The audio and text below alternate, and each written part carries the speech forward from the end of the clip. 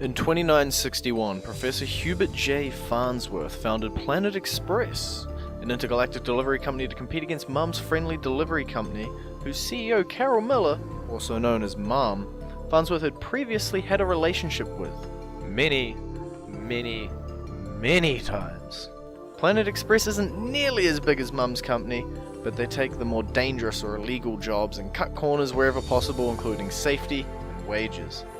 Farnsworth's first employee was a male Decapodian named Zoidberg, who was quickly joined by two new human hires called Lando Tucker and Candy, as well as a robot called Lifter.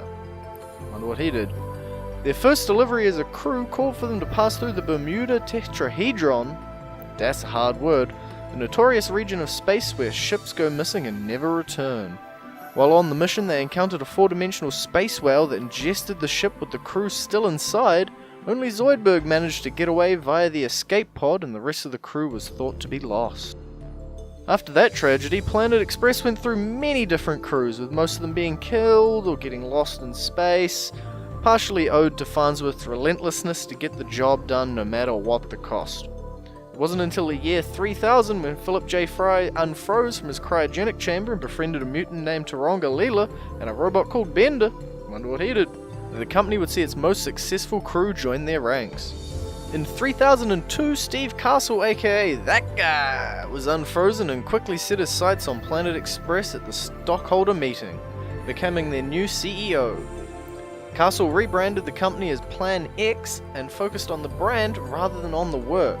Although initially being in competition with Mum's Friendly Delivery Company, Castle hatched a plan to sell Plan X to Mum so that she could gut the company. But the ultimate downfall was Castle's crippling disease called bonitis. Such a funny name. And that caused all of his bones to suddenly twist and break, and Castle's death caused stock prices to plummet, and Farnsworth was placed back into the CEO role, slippers and all. In 3007, Planet Express had to deliver some bar stool softener to Planet XXX, aka Nude Beach Planet. It was here that the crew would run into three scammer aliens of unknown origin called Schlump, Fleb, and Nudar. These aliens used their skills to scam every member of Planet Express except for Fry, and that included scamming Farnsworth to give them control of the business via a fake contract. This would lead to them discovering a machine language timecode tattoo on Fry's butt that allowed them to travel through time with Bender. They would plunder valuables, cause the first destruction of New York City, and steal a doomsday device called the Spheroboom. In the end, after the aliens had scammed Richard Nixon and attempted to take over Earth, it would be the Planet Express crew who used the Spheroboom to destroy the alien spaceship and return everything to the way it was before the scamming begun. And in 3011, on the 50th anniversary of the first Planet Express crew passing, Professor Farnsworth ordered a statue in memory of them, and the current crew had to get it through the Bermuda Tetrahedron. While inspecting the remains of the old ship, they also encounter the four-dimensional space whale, and after it consumes the memorial, they begin to hunt it. Leela goes mad trying to hunt the whale, and after it eats Fry, Bender, Hermes, Amy, she finally decides to attack it with a cheese knife.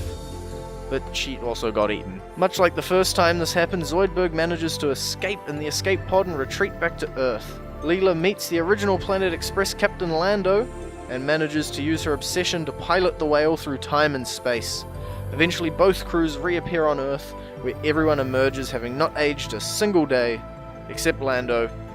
The whale had fed on his energy and now he was an old man. And in the years afterwards, the mayor would set them to be the fire department. They'd go forward in time. Leela would get the company, Zoidberg would get fired, Hermes would be a head in a jar, Amy got a robot body. Well, maybe none of that happened. We don't quite know what reality we're in right now.